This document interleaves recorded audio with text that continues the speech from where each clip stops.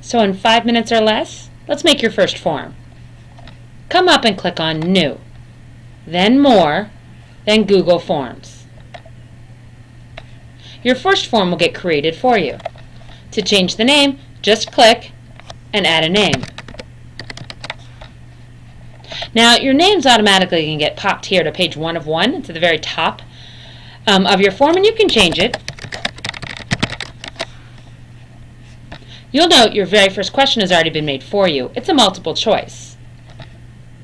You can change it by clicking here, maybe going to text, or simply delete it.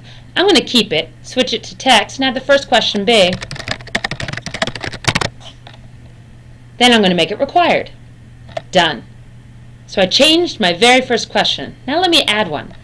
I'm going to suggest, instead of clicking Add Item, click on the little triangle next to it.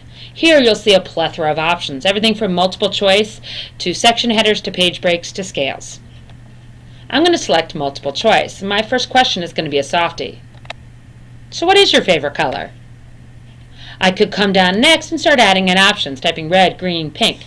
But what if I've already typed up a list of questions? Well, in that case, I navigate over to my list, I highlight and copy my options, and then return to Forms.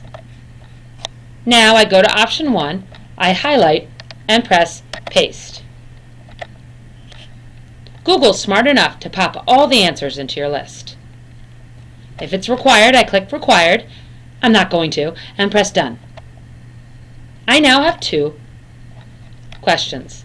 I can add more things, like images. And this is great. You can upload political cartoons that you happen to have saved on your computer, anything you have, but you can also search and type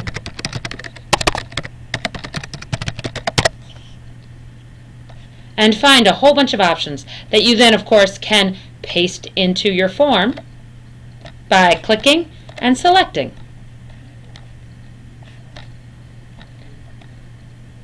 And underneath it, you can, I'm going to press Done here. Now underneath this question, I'm going to go down a little bit more and add another question. This time, it's going to be choose from a list.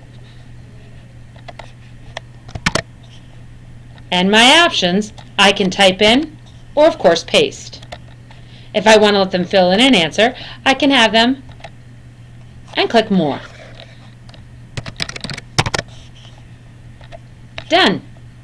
Now my quiz, my form, my survey is just about ready to go. I'm going to suggest that you always up here in Form Settings leave it requiring MCPS login, and in most cases automatically collect the MCPS username.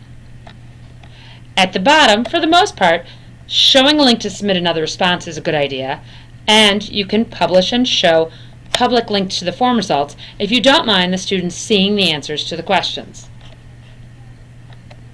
Letting them see what their students, their peers, have written is a good way to have students collaborate without having them actually do the work all together. However, if this was for a quick quiz, you wouldn't want to check this box. You can also edit your confirmation. Your response recorded is not as much fun as "thanks for taking the form," and you can even direct them to the next assignment. Okay, I'm ready to take a look at this form. How do I do that? Well, up here at the top it says View Live Form.